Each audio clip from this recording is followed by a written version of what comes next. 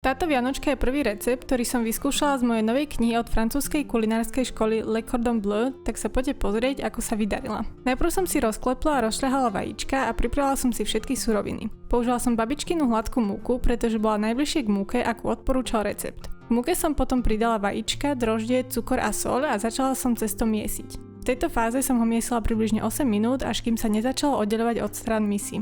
Potom prišlo na rad maslo, ktorého množstvo naozaj dodalo pocit, že ide o francúzsky recept. Zapracovanie masla trvalo ďalších 15 minút, takto spätne si myslím, že som cesto mohla miesiť ešte o niečo dlhšie, pretože sa stále trochu lepilo na steny misy. Potom som cesto párkrát preložila, aby som z neho dostala prebytočný oxid uhličitý a zároveň tam zapracovala trochu vzduchu. Tento krok by mal zabezpečiť, že cesto bude hladké a pružné. Zakryla som ho a nechala som ho 25 minút oddychovať. Po ďalšom preložení som z neho vytvarovala hladkú guľu a odložila som ho na noc do chladničky. Na druhý deň som sa cesto snažila rovnomerne rozdeliť na 620 gramových kúskov. Z každého som vytvarovala obdĺžnik, zrolala som ho do valčeka a po krátkom oddychu som z nich opäť vytlačila prebytočný plyn a finálne vytvarovala. Moje tvarovanie nebolo úplne dokonalé, ale pri takýchto receptoch je podľa mňa polovica úspechu práve tréning.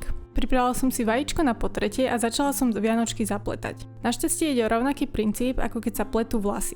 Valčeky som mohla spraviť o niečo kratšie, pretože sa mi vianočky ledva zmestili na plech, ale aspoň viem, čo na budúce zlepšiť. Potreté vianočky som nechala asi 40 minút kysnúť v rúre so zapnutým svetlom. V recepte síce odporúčali špeciálnu rúru na kysnutie, ale človek si musí poradiť aj s tým, čo má doma.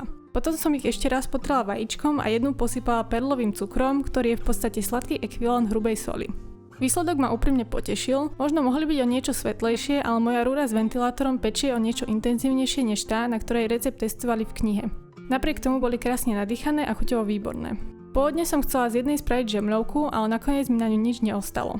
Aspoň budem mať príležitosť na ďalšie trénovanie tvarovania valčekov. Samozrejme som si dala prvý kúsok s maslom a starkým rybezlovým lekvárom. Ak chcete vidieť aj ďalšie recepty z tejto knihy, nezabudnite dať follow. Pa pa!